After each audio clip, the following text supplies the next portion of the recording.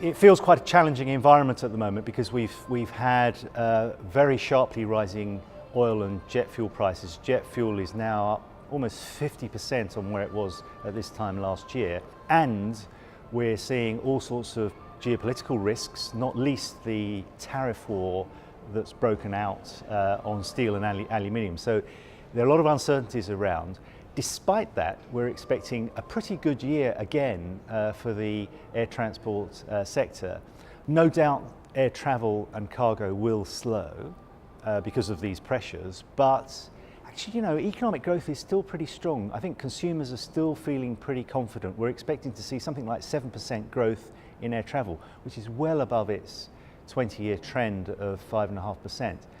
And we think airlines will probably still be doing pretty well in this environment. We're facing a headwind of rising costs. So far, airlines have been able to keep up with that through better unit revenues, partly through high load factors, but also slightly firmer pricing as well. But it's a challenge, and this latest acceleration in fuel costs, I think, is going to be quite a challenge for the industry to overcome.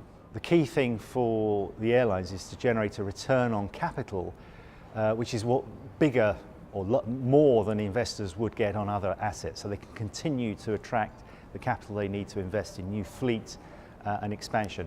And we think they'll succeed in doing that for the fourth successive year.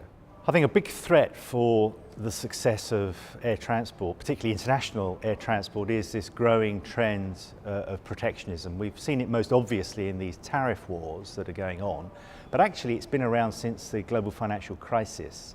We've seen softer protectionism taking place, which has meant that borders have been much more difficult to cross, both for people and for cargo. And world trade has slowed as a result. As an industry, we must really fight for open borders because it's that the industry thrives on, and actually that's how the industry produces the economic benefits that make the world a richer place.